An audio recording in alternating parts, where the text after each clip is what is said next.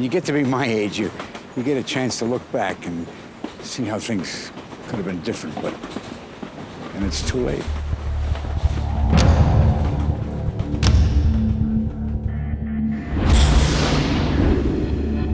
I tried calling, but I didn't know you moved.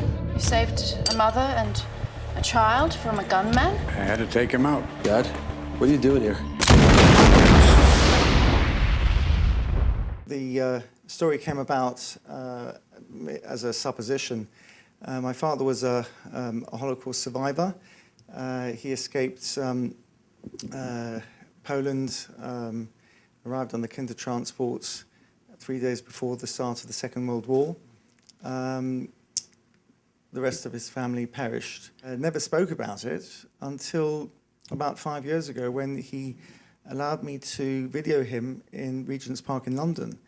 And he spoke for the first time of his experiences as a young lad in Nazi Germany. He was very bitter about what had happened. A couple of years ago, I just wondered what my father would do, knowing how bitter he was and how vengeful he could be.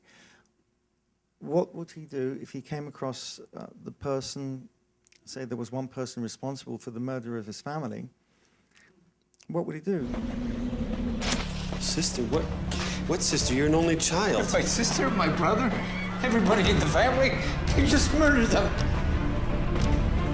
Who murdered them? That son of a bitch on the stairway! My son Alexander, as you've seen, plays the young Joseph. It was not a decision that I took lightly to cast him. I had auditioned several young actors, but I felt that Alexander could do it, and also he would be playing a character that's actually inspired by his own grandfather. When all this is over, we're gonna get married, we're gonna have a family, a girl and a boy, and we're gonna live far, far away from here, in America, right? America.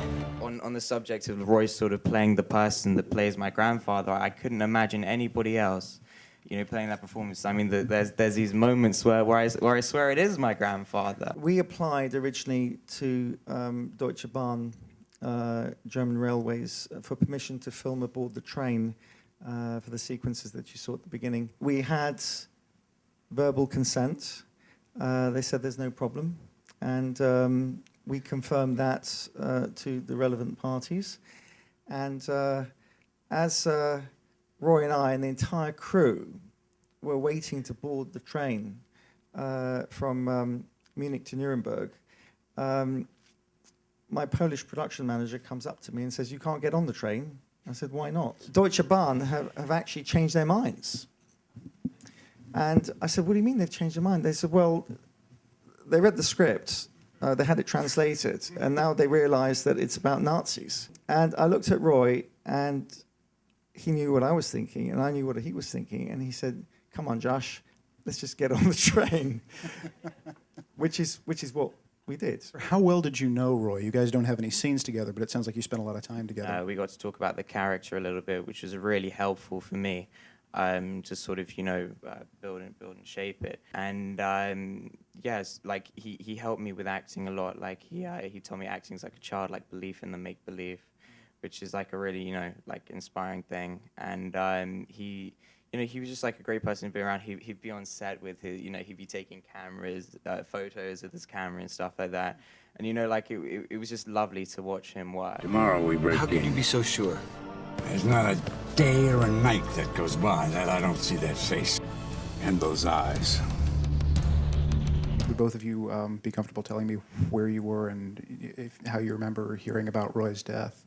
Of course, I was saddened.